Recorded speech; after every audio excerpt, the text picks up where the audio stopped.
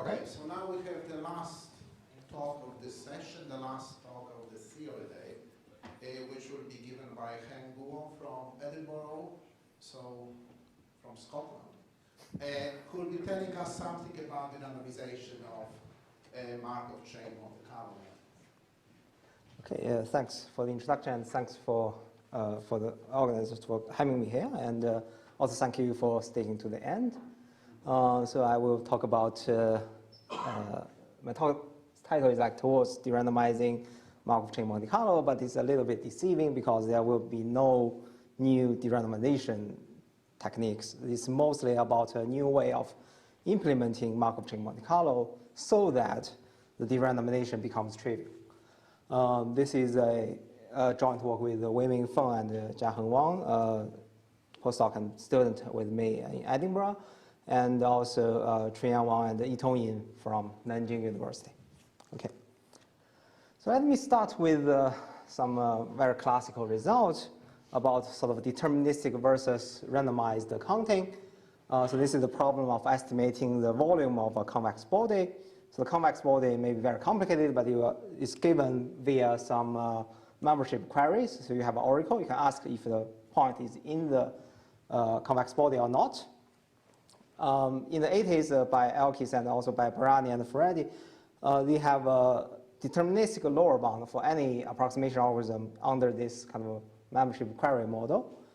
But famously, there's a Markov chain algorithm, an efficient randomized approximation algorithm, due to Dyer, Fries, and Cannon, that you can actually, by only making these membership queries, to estimate the volume of a convex body. So this seems to hint that randomization has more power in approximate counting than, say, deterministic algorithms, right? However, on the other hand, in like early 2000s, Weiss have quite a fascinating deterministic algorithm. So it's termed the fully polynomial time approximation scheme, but it's basically a deterministic approximation algorithm for something called the hardcore model, which I will explain in the next slide, up to something called the tree uniquity threshold. Again, I will explain it later. But basically, Weiss gave a very interesting deterministic approximation algorithm, whereas the kind of a randomized Markov chain approach was only kind of made, kind of matching this same threshold very recently due to Anari Liu and Ove Skaran on sort of the high-dimensional expander work. And ever since kind of Weiss result, there have been many deterministic approximate counting methods. Weiss method of correlation decay, there are like Barvinok's method of interpolation, the Anku Moitra's linear programming method in various contexts.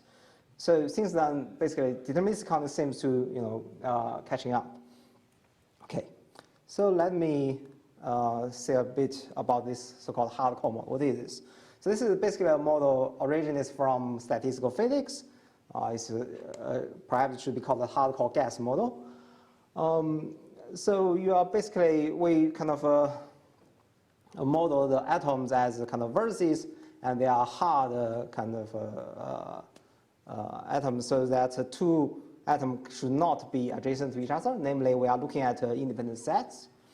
But instead of like a uniform independent set, we are giving vertex weights to each vertex. So we are having I'm not sure if I can have a cursor, no, maybe not.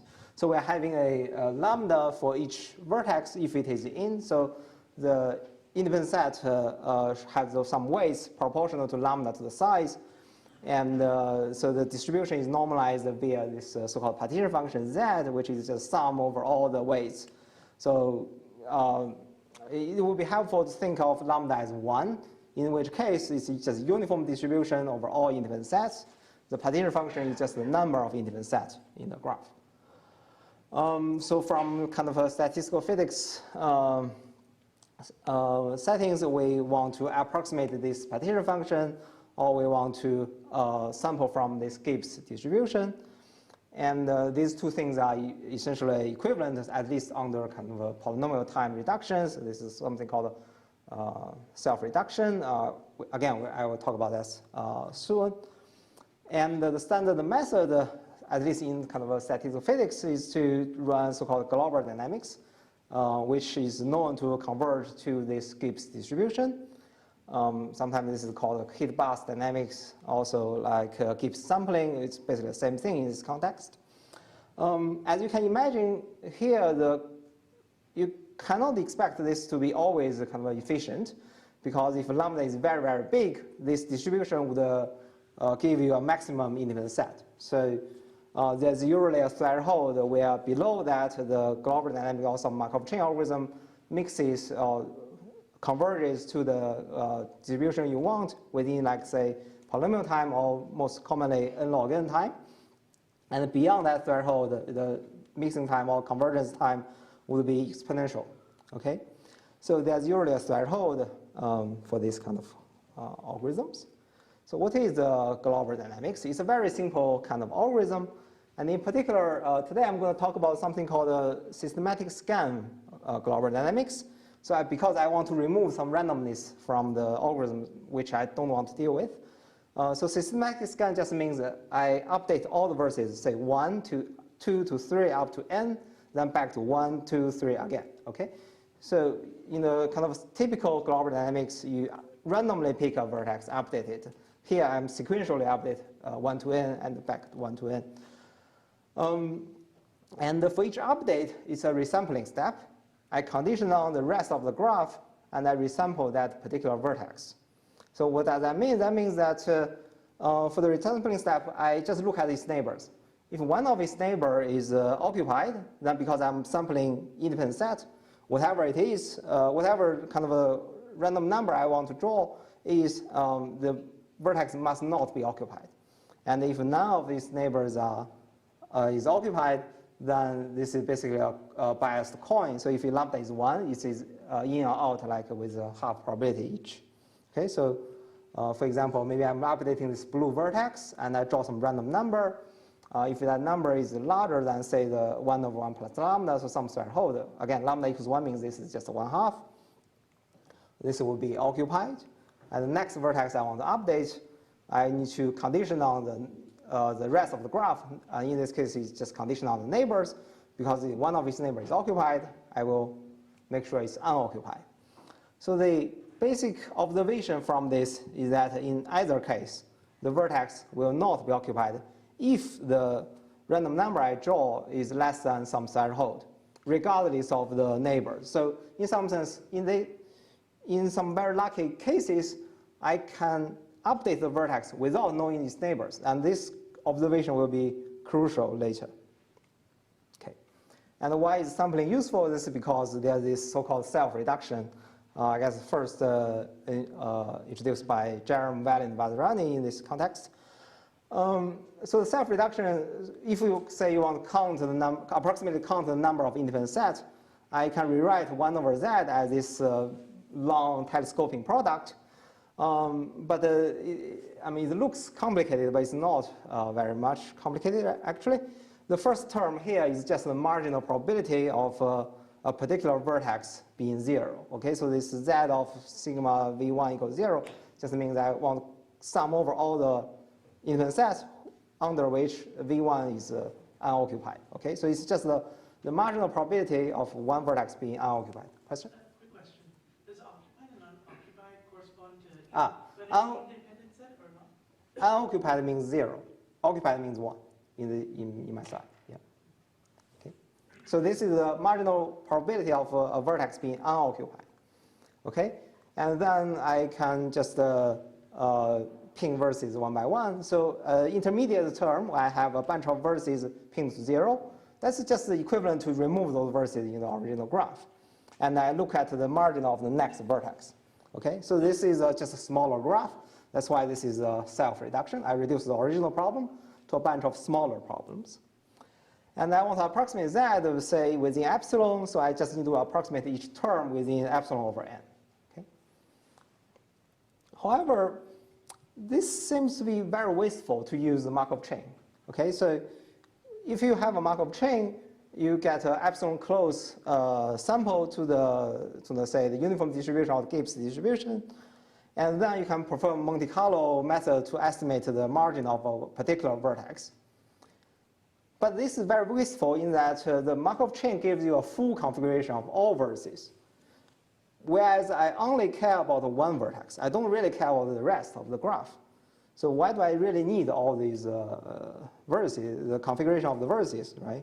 So in particular, the question we want to kind of address is that typically when Markov chain is rapid mixing, you have this n log n type mixing time, so it's convergence time, but you have n vertices, and I only care about one vertex.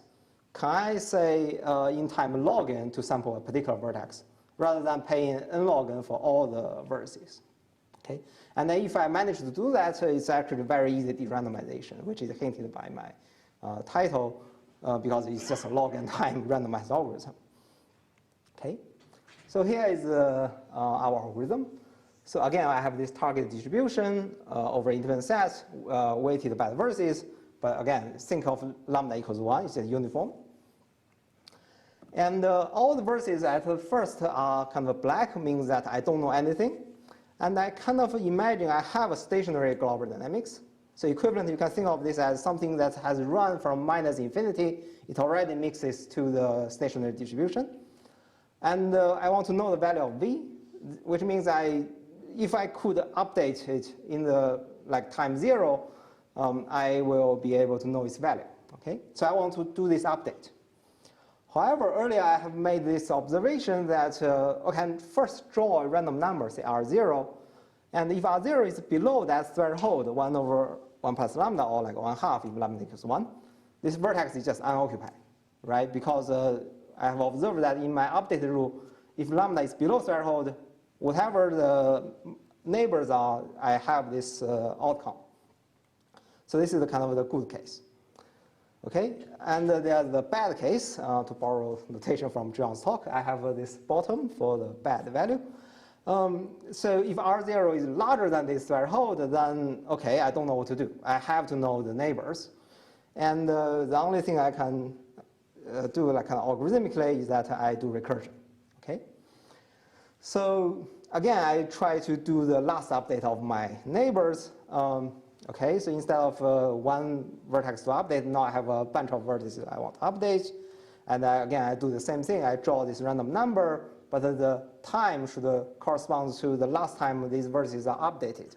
So this is because I'm updating vertices in a sequential order rather than randomly. So I can determine what's the last time the vertex is updated. And I update them. So perhaps I'm very lucky, all of them are unoccupied. So that means the original vertex must be occupied, because the original vertex is kind of the bad value, the undecided value, means that the original R0 must be larger than that threshold.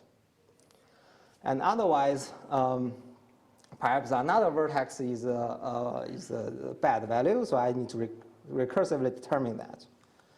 All right, so again, I look at its own neighbors at the time, last update time TU, and then maybe all of them are unoccupied. So here, notice that I need to look at the original vertex V at time minus n, because I want to know the last update of U, which means that I need to go back n step for the last time V is updated. So I draw a new random number, random real in this case.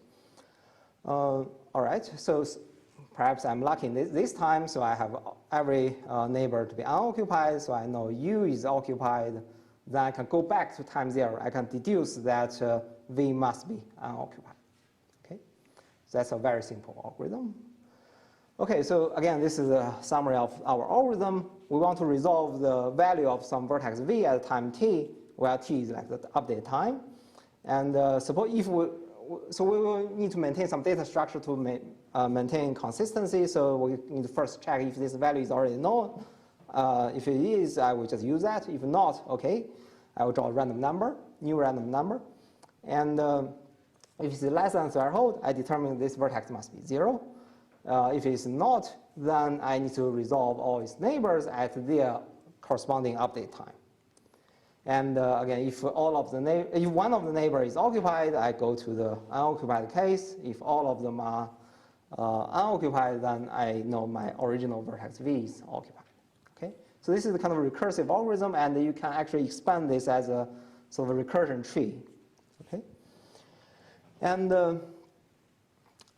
this way I can view this process as something called we call coupling towards the path, which is essentially a coupling with the stationary distribution, or rather stationary Markov chain, or as a so-called grand coupling for all possible starting point. So grand coupling is just a coupling of all such instances. The grand coupling here is that we draw all these random numbers R in front and use R to update all of the copies of the Markov chains. And if you are familiar with this literature, this is actually exactly the same as the grand coupling underlying something called coupling from the past by Wilson and Prop, which is a kind of a perfect sampling technique for Markov chains. Here we are doing essentially the same coupling, but we are doing a different way of revealing these random numbers. Okay, so it's a different implementation, same coupling, and we call this coupling towards the past apparently a riff from their work. Okay. All right, so basically having this grand coupling means that if we run this process until it terminates, it will give you a perfect sample. All right, but for our purposes, we want to truncate this process. So perhaps I want to update, say, V0 at time 0, okay, and V0 has some neighbors. I need to reveal some random numbers in this case. Some of them may be unoccupied. That's kind of the end of the branch. Some of them, let's say V4 here, it will branch out again, and it will depend on some neighbors, and again, some are branched dead, some branches again. Okay, so something like this. And we will set up a threshold T, and we'll truncate if more than T random numbers are revealed in this process. And again, we can couple this version of the algorithm with the kind of run it until it stops algorithm. The run it until it stops gives us the correct marginal distribution. This algorithm we will be able to couple this algorithm with that unless truncation happens. So by the coupling lemma, that means the total variation distance between the correct distribution and our algorithm distribution is upper bounded by the probability of the truncation happens. And because this is kind of a branching process, so if lambda, this threshold thing, is less than the branching 1 over delta minus 1, basically saying the branching process will die very quickly, then the running time of this algorithm kind of has an exponential tail, which means that if I plug in like a threshold being log n over epsilon, I will get a epsilon over n error in this process. Okay. And at this point, the derandomization is just trivial, right? Because I will expand out my my recurrent tree. Here I cannot enumerate the random bits because I'm drawing this random rails. Random rails are essentially like infinite many random bits, right? So I cannot do that, but I can expand out my whole recurrent tree, and they are only like log n kind of choices made, so I can enumerate all those leaf sort of nodes. And so in this fashion, I can deterministically estimate the marginal probability within like epsilon over n error. Okay, so that's basically the whole algorithm. It's a kind of a different way of implementing the Markov chain. All right.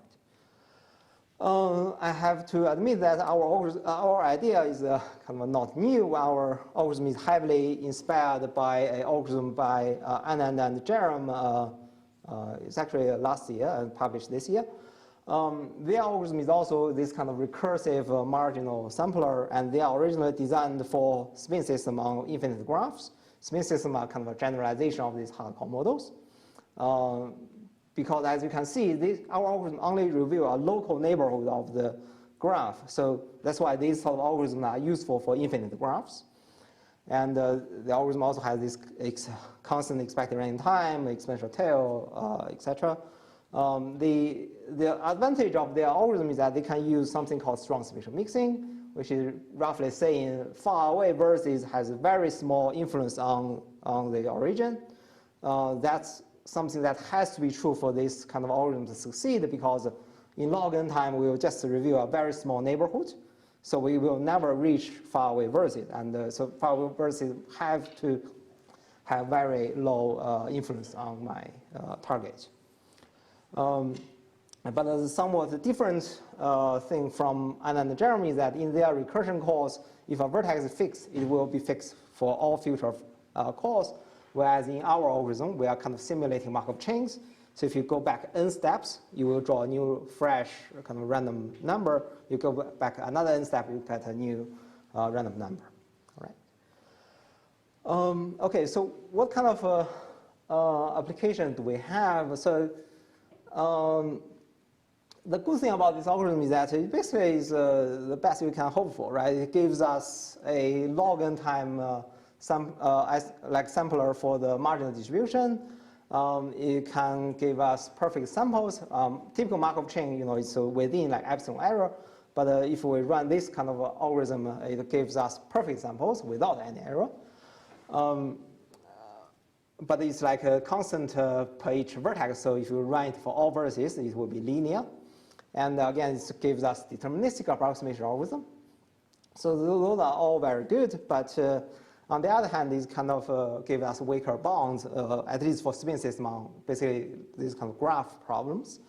For example, for hardcore model I talked about earlier, this works if lambda is roughly 1 over delta, but Y's result I mentioned in the first slide works up to E over delta. Okay, so this algorithm doesn't seem to work up to the kind of the transition threshold. So Y's result E over delta is known to be tight. Okay, any questions so far?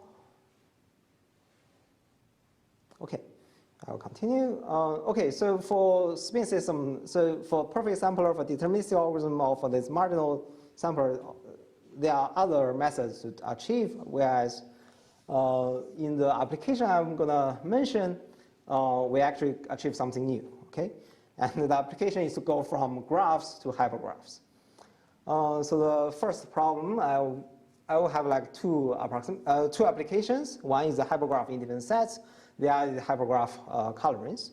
For hypergraph independent set is similar to graph version, where I just make sure that no edge is fully occupied. Okay. So in particular, this picture here is a 4 uniform hypergraph, and have 4 vertices to be occupied, but no hyperedge is fully occupied. We can run this coupling towards the past process on the hypergraph independent set. It's basically the same as the hardcore model I talked about earlier. And here I want to say I want to update this blue vertex. I need to know the value of its neighbors. So in some sense, I want to find a boundary condition on which this vertex is independent from the rest of the graph. Okay, and again, regardless of these neighbors, we have this 1/2 lower bound. In the hardcore model, it's 1 over 1 plus lambda. But here I'm looking at a kind of uniform distribution, so lambda is 1, it's just 1/2. Okay, and by applying this method to hypergraph independent set, we get a new deterministic approximation algorithm. If the graph has a maximum degree delta and k uniform, and delta is at most 2 to the half k divided by some polynomial factor in k. This is actually quite good because it almost matches the hardness result. So at least in the leading order, it matches. So this is due to Ivona, Andreas, Leslie, and Daniel, and myself. And also it matches a randomized algorithm known before, at least in the leading order again. So the Hermann-Slide and Zhang algorithm is a Markov chain algorithm. And the Hermann-Slide Zhang algorithm was kind of improved to a perfect sampler recently due to Chiu, Wang, and Zhang. But they lose kind of a factor k. We lose kind of a factor k squared. All right. So basically, we are matching the existing result roughly. but the main application is that we kind of improve upon the deterministic algorithm. In that first reference I gave, we actually worked very hard to get a deterministic algorithm using Weiss method, correlation decay method.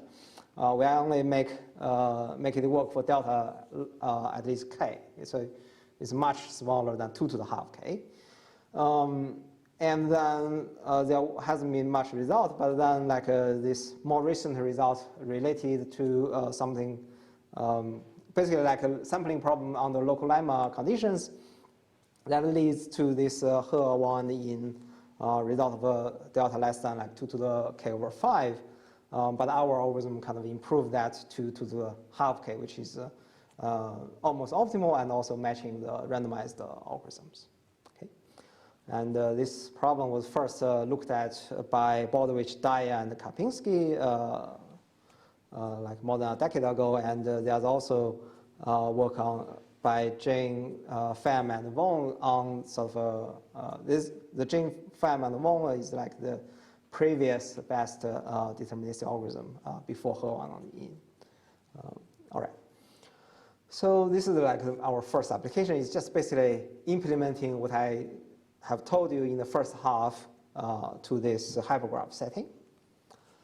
My kind of a second application is hypergraph colorings. This is slightly more complicated. And here again, I have a hypergraph, and I want to count the number of proper colorings, or like a sample from a proper coloring.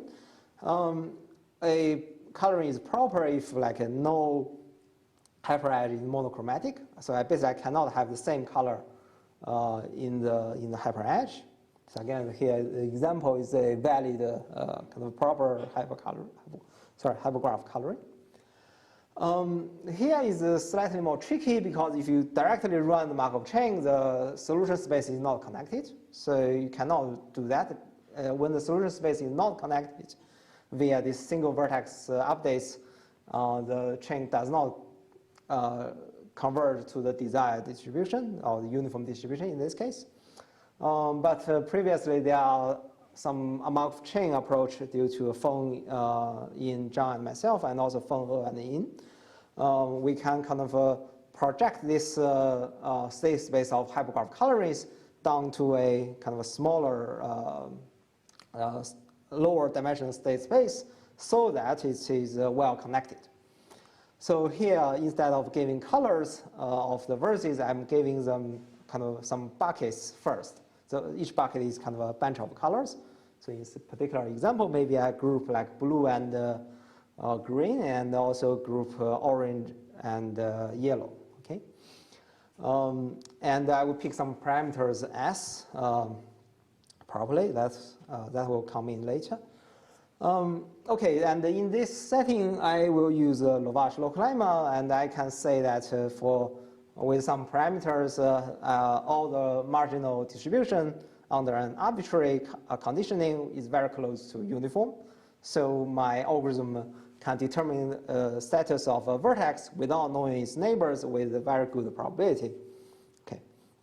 So probably I should quickly skip through Lovash local lemma because I believe most people here should know this. So it was a classical result in the 70s. And this is like the asymmetric version of the Lovash local lemma. And basically each hyperedge being monochromatic is a bad event. So I'm giving some number x to these hyperedges so that this condition should hold. If that holds, it gives me a proper coloring. Okay, so if you can work out these numbers, you basically get delta to be q to the k. Okay, with some lower order terms, of course. But q to the k is actually not the correct threshold here, as we'll see soon. So we will use some stronger conditions. And this stronger condition is useful because of this theorem due to Hopler, Saha, and Srinivasan. Basically, local lemma not only gives you existence of something, it also gives you upper bound of any event. So basically, the probability of this conditional no bad event happening distribution is always upper bounded by the kind of original probability under product distribution times some correction terms. Here it has to be upper bound because we are conditioning on bad events not happening. So for the bad events themselves, their probability happening is 0. So you can't hope for a lower bound, but there will be this very nice upper bound. And using that with some suitable parameter choices, essentially it's this Q over S to the K larger than roughly delta. I can show, like we can show that under arbitrary conditioning, if I look at a particular vertex, it's very close to 1 over S, basically one uniform over the buckets. But for this, we need the delta to be roughly Q over S to the K. Okay, so this is some technical condition. Okay, then we can run this coupling towards the past for hypergraph colorings. There are some complications. I will quickly go through them because these issues has appeared in previous works as well, so the kind of solution are existing. So first thing is that because we are applying this bucketing, so the immediate neighborhood of the vertex is no longer sufficient to make sure it's independent from the rest. So we need to grow this boundary kind of algorithmically adapting to the current configuration. So we need to make sure that when we finish at some boundary, all the crossing hyperedges are not monochromatic, but this can be done very easily. And also we cannot do the telescoping product, so we need to do kind of removing one hyperedge at a time, sort of a reduction. So we need to run our algorithm for like k verses at the same time, etc. So there's some slight care needed for some consistency, but it's not so hard. And again, this is only a sample of these buckets. So to get the colors, at the very last update, we need to really do the colors instead of buckets. But again, this is not very hard. Okay, so what do we get from this? We get, again, k uniform, maximum degree delta. Our condition is something like delta less than q to the k over 3 with some smaller terms. All right, so this, we have k over 3, but we kind of believe the true answer should be k over 2. On the one hand, because we have hardness result for like even q, we have NP hardness for delta larger than like q to the half k. And but nonetheless, our deterministic algorithm matches the randomized one.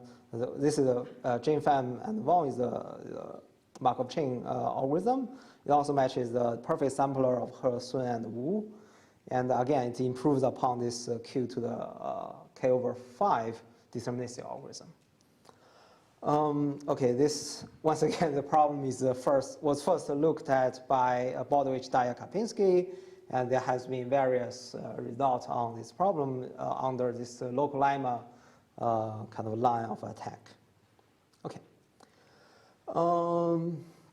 Yeah, perhaps I can say a few words about the analysis. So to bound this truncation probability, to bound this error, we need to basically bound the truncation probability. And to do that, we consider something called extended hypergraph, where we create a copy of each vertex each time it's updated and connect them, in the hypergraph way. And if truncation happens, that means there must be a large connected components in this extended hypergraph, where a linear fraction of the vertices are kind of given this bad value, but the bad value has very low probability, right? So this, by union bound, very simple union bound, such an event happens with small probability. And this analysis gives us like delta less than s to the half k, but also for the local uniformity, we need the delta to be less than q over s to the k. So balancing these two things, we get this k over 3. So this is the difference between coloring and the independent set. For independent set, we have a lower bound for free. We don't need to do the bucketing. Therefore, we only have the first half of the condition. We get 2 to the half k instead of k over 3 on the exponent. And also, this is the main difference between our algorithm and the Anand-Jerome algorithm, because in the algorithm, if a vertex is pinged, it's kind of pinged for all future calls. So once we have this connected component, there are many vertices pinged to this bad value, but they are kind of correlated. They are not like fresh values, so we cannot do the same type analysis. All right. We also have some result on linear hypergraphs, which is a special case where two hyperedges intersect at most one vertex.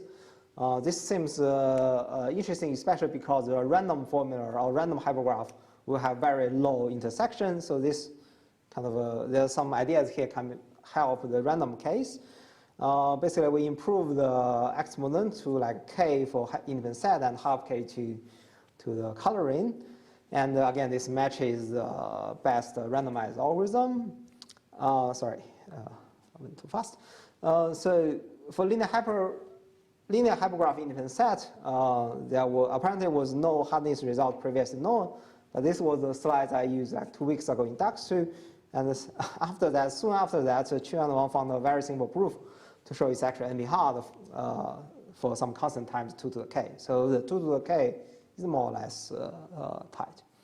But for coloring, the hardness is for like even for searching version or like decision version, it is for q to the k rather than q to the half k. So there's still a gap for coloring.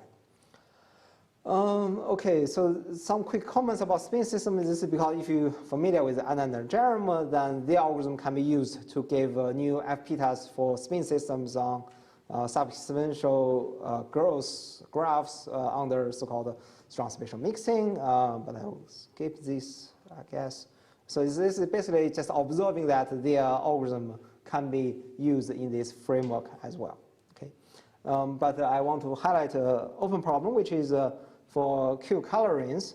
Our method kind of works, and also and the Jerem works for Q roughly delta squared. This is a graph, not hypergraph. But the typical rapid mixing result for Glauber dynamics or like Markov chains is basically some constant times delta, like 11 over 6 over times delta or something. Okay, so there seems to be a big gap here. As for like open problems,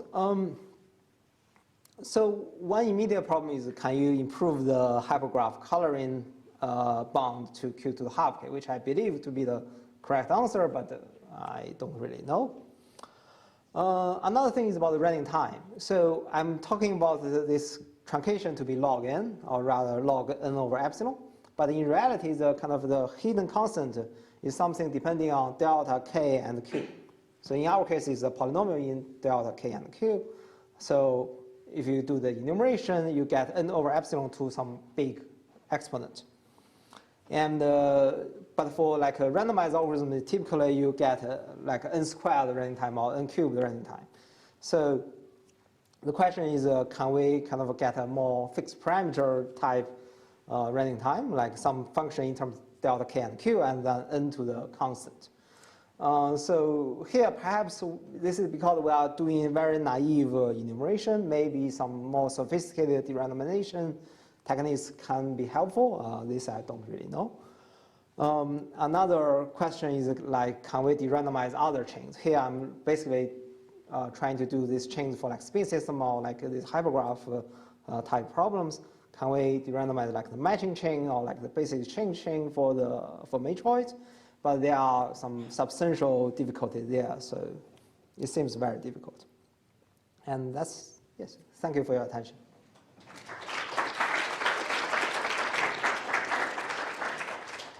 Any questions? Yes, Hans. So, have you tried to accommodate, so to apply the analysis for hypergraph to another Jerem's approach? Yes, so that's kind of, yeah, that's basically what I'm saying here.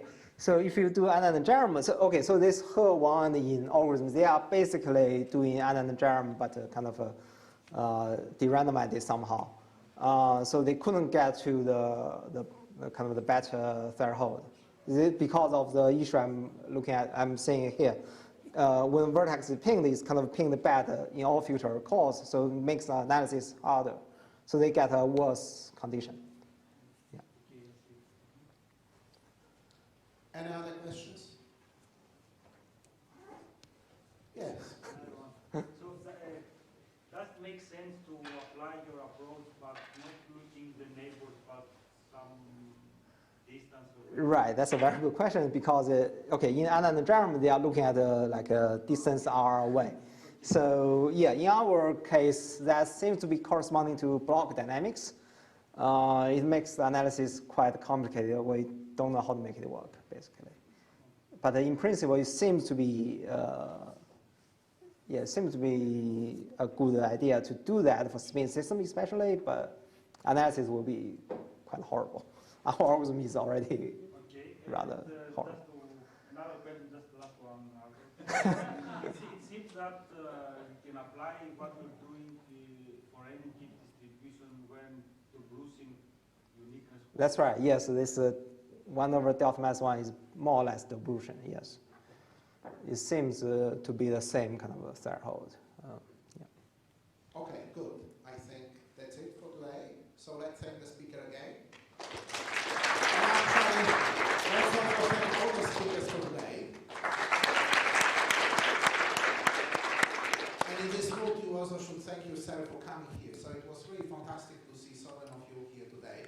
I do hope that we'll be able to have events of this sort more frequently in the UK again. So meetings of the whole theory community, people coming, talking. You know, one thing is to listen to the talks, another is just to have some time to talk to our colleagues in the field, not only talk on Skype or Zoom. The very last part of the program is, as I said to you earlier, so we are all welcome to join us for dinner today. It is in Skarman, in the courtyard in Skarman. Officially, it should start in 10 minutes. It's on like 7 minutes walk. So I hope that all of you will come there. So there will be some food, there will be some wine, and I hope it will this will be a good opportunity to talk among our colleagues here. So thank you.